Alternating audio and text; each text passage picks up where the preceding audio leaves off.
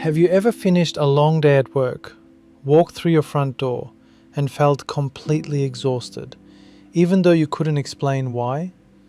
Not just physically tired, but mentally, emotionally, as if something inside you had been running all day without ever getting a chance to rest.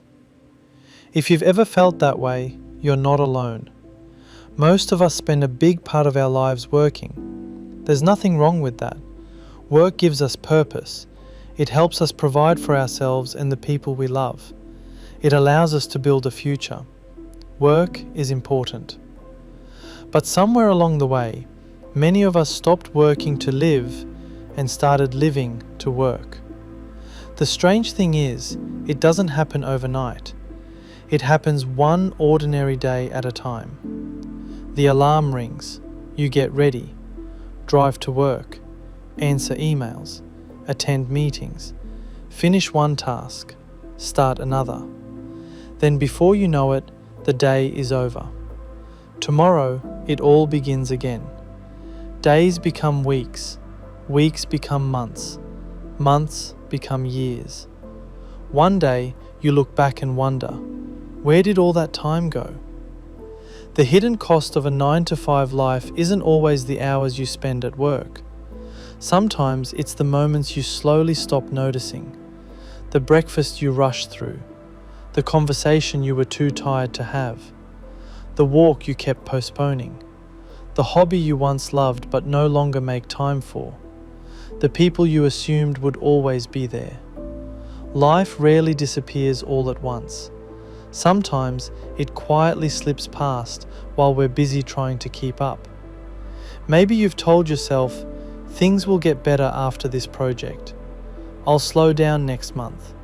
I'll spend more time with my family when work gets easier.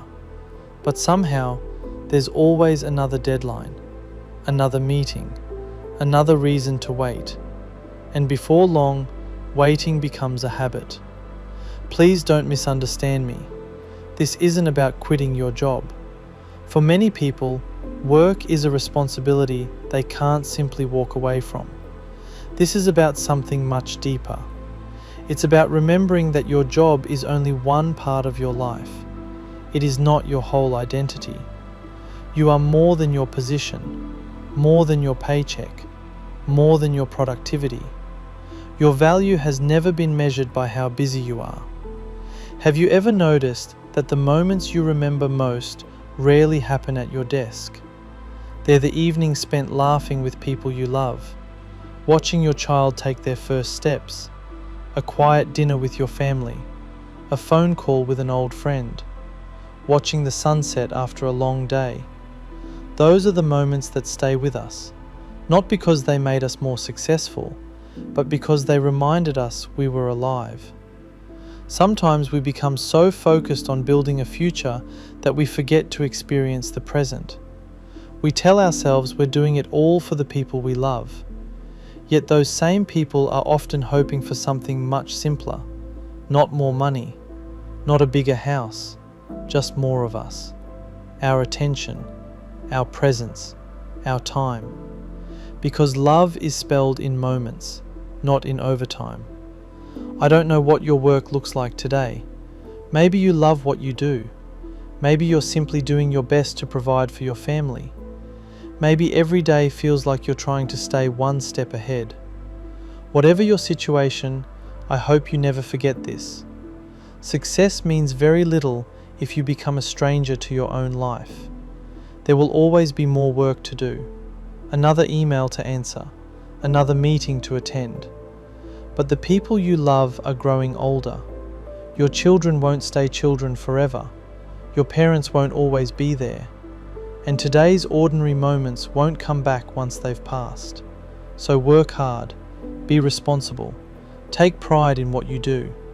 But don't let making a living stop you from living. Because at the end of life, most of us won't wish we had answered one more email. We'll wish we had been more present, laughed a little longer, loved a little deeper, and noticed the ordinary moments that were quietly becoming the best days of our lives. Maybe the real cost of the 9-to-5 life isn't measured in hours. Maybe it's measured in the moments we forget to live. And maybe that's where today's reflection begins.